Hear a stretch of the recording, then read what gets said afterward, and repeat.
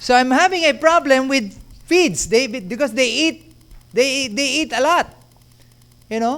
Our leftover in the house is not enough for this chicken. They consume all your rice. And so, especially if they're already breeding and laying eggs, they consume a lot of food. So I started asking, Lord, your chicken eats so much. You need to teach me what to feed them. You know what? I went to IIRR because there is an invitation to me there, International Rice Research Institute. I found out that they have a organic chicken there. I said, what are you feeding your chicken? They said, we are feeding it with a livestock plant. They call it Icantera. This plant has a huge leaves. Huge leaf. One piece of this plant can feed one chicken. Isang dahon lang.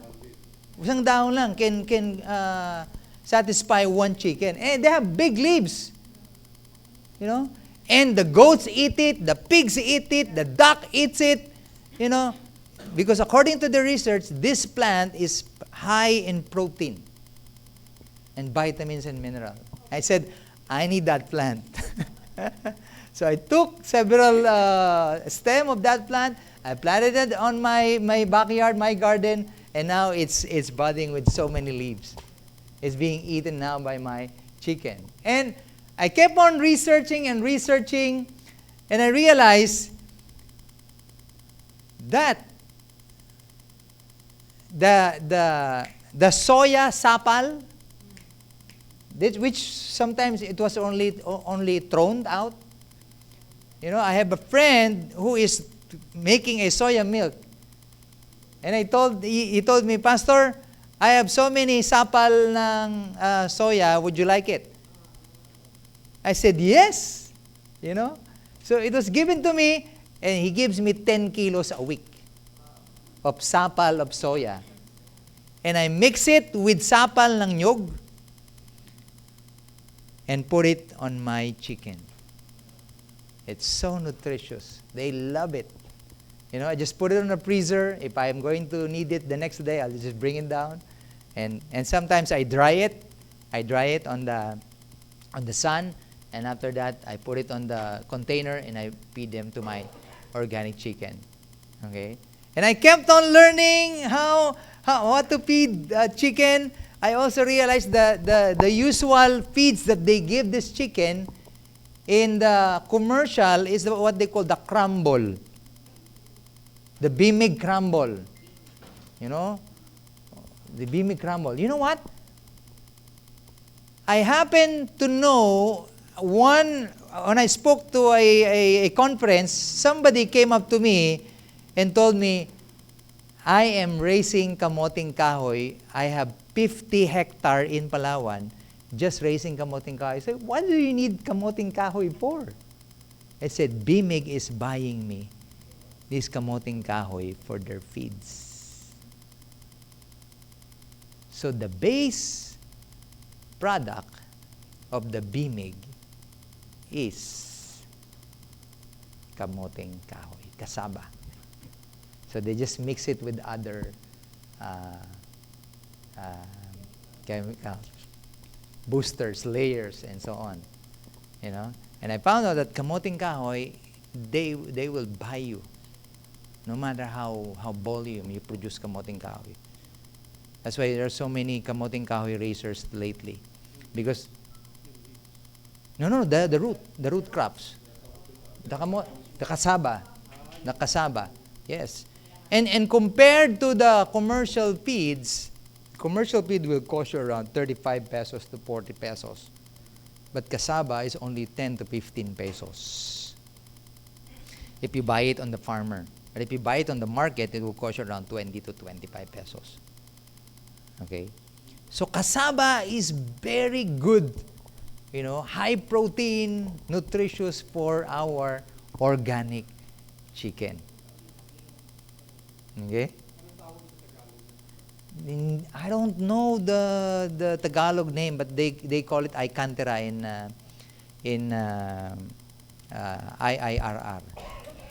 Okay. And also, I found another plant that is so abundant in our surroundings, the ipil-ipil.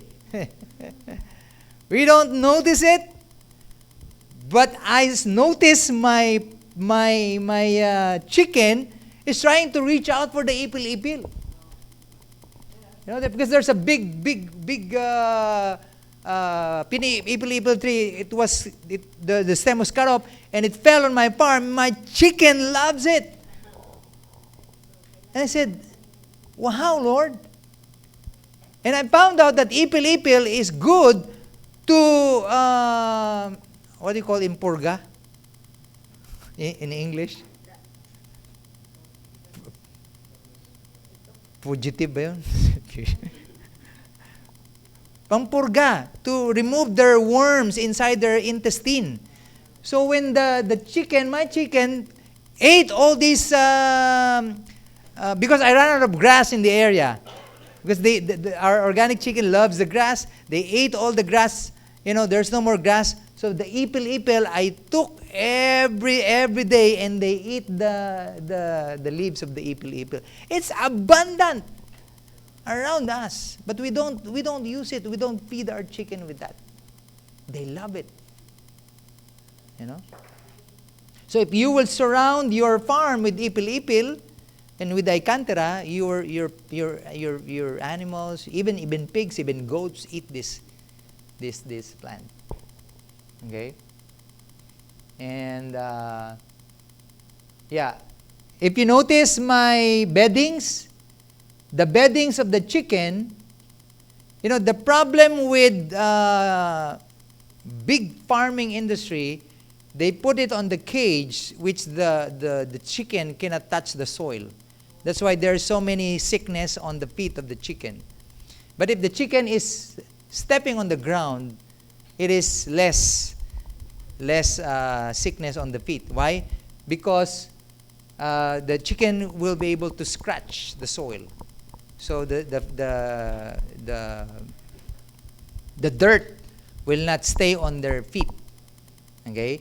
And with this also, I put a rice hull, charcoal, and cocoa lumber. What do you call that? Pinaglagarian ng cocoa lumber? Sawdust. Yeah, that's sawdust. I mix it, put it on top of my chicken bedding around this high. Okay, they scratch it, they put their droppings there. After 3 weeks to 1 month, I get all this, put it on the sun for 2-3 days, and after that, when the droppings is dried, I put it on my garden. And that supplied and provide my garden with organic, fertilizer as well.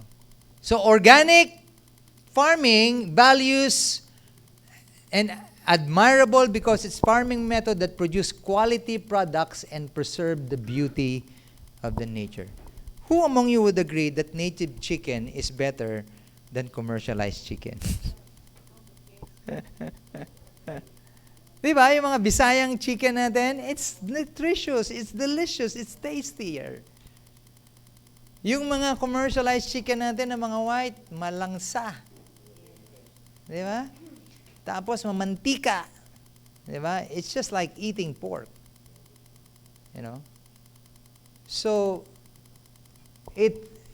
vegetable that are organic is not only expensive, but it's delicious.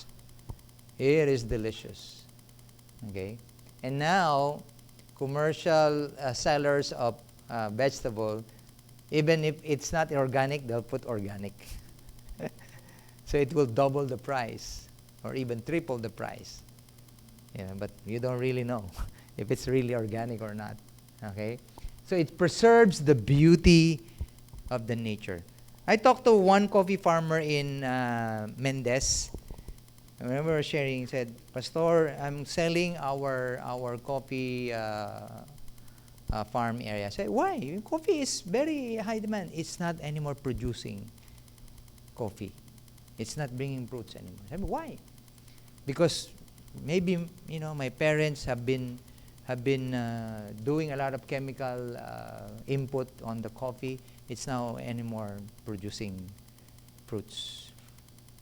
When I told him about this concept of farming, he said, Pastor, had I only known that many years, I could have convinced my parents to do organic farming. So it preserves the beauty of nature. Okay, next. There is always a room for learning. If you are here right now, you want to use farming as a business, you want to use farming for mission, I challenge you to have an open mind. Okay, have an open mind. Because what I'm sharing with you is a tried and tested principle in organic farming. It has been being done in Japan, it's being done in Korea, it's being done, I have done it here in the Philippines. And I have seen it produce very nice produce. Abandon your existing knowledge and judgment to learn the process, and do not hesitate to trust only the best result. Of course, you will have to try it yourself and see for yourself. Later on, we're going to have an actual and practical. I'm going to show you another simple and practical way of micro farming. That you will be surprised. It's really a miracle. You want to see miracle in farming? Yes. You're going to see it today. Okay, next. Okay, can you read that, please? Never feed the lives from the fertilizer and pesticides, but lead their products to produce food. You may or you may not agree with that, but marami na tayong, we have seen this happen. Okay, next slide, please. Control and make the best use of them. Nature has designed everything in a beautiful way. Everything is unique that balances that ecosystem. Okay. Next. In agriculture, weeding is paid. I already shared that to you a while ago. Weeds will absorb most of the nutrients from the soil, but weeds may also be useful for other crops. In micro-organic farming, we control the weeds and make the best use of them in natural way with mulch and use them in compost field. Ang usual na ginagawa natin dyan is pagkalinis natin ng lupa, cultivate the soil, and we sometimes we burn. Okay, those even farmers, rice farmers, they burn all these weeds.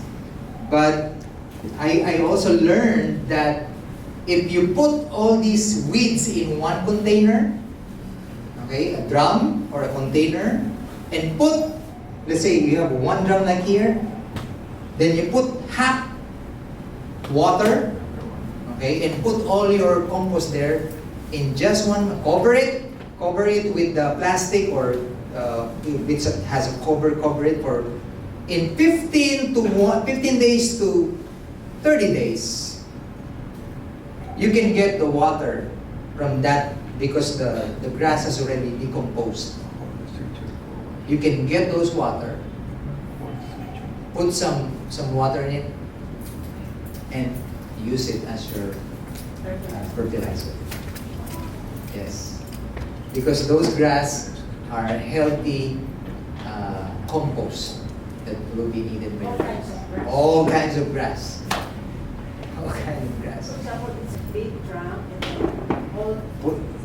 just half water. Yeah, because if you put all this grass, it will decompose, it will go down. What's the color? Usually dark brown after it was decomposed. It has some smell in it, but if you put water in it, just water, plain water. I use rainwater. If you're going to use rainwater, the better. There's a big rain. I have big containers in my house. When rain pours out, yesterday my 2 drums are already filled with water. Then I use that for my drinking for my chicken, and also for, because it has no chemical. Is it the drum should be plastic or? Well, plastic is okay. Plastic. Plastic is okay. Plastic only. I show you. Banga, if you have a banga, it's also good. What if you have used up the water that has been fertilized? You can pour out again. Again. Yeah, you can pour out again and allow the grass to really fully decompose. And It will give you 2 to 3 months of mulch. We call it mulch. And some organic decomposed grass. Yes, in misa na, yes. 3 times mo pang pwedeng lagyan ng tig-half gallon. So this is a free fertilizer for us. If you put another set of Grass is okay, but sometimes, you know, you would rather put another container so that you can calculate the days and the month. Because if you keep on, you know, putting new grass, or sometimes it will hard for you to know, you know, if sometimes you want to replace it, you can dig and put all those compost and put another compost for your mulching. Okay. So even banana leaves, even stems from your garden, leaves. Sometimes, because when we gather all the dry leaves, we burn it. Don't burn it. Okay. The principle is whatever you have taken from the tree or from the plant, it must go back from the plant. That's the principle. Okay. If it's a rice, okay, you need to bring it back to the soil and to the plants where you're going to plant it, so that the soil can continue to produce. Because the plant will absorb all those nutrients, put it on the leaves, on the stem, on the fruit. Okay, then when you harvest it, don't throw away those leaves and stem. Put it back to the soil, so that the soil will continue to produce its nutrients that needed by your next planting season. Okay. So, organic, micro farming, controls the weed and make good vegetable in a natural way. In mulch, use them in a compost pit. Compost pit is you're going to dig. If you have people who can do that for you, it's also good. You know, you can dig a hole and put it there. But sometimes you need to, you know, mix it like that. If you don't have energy to do that, and it's difficult. If you are a woman, so I find it easy. The drum, you just get the water and put it on your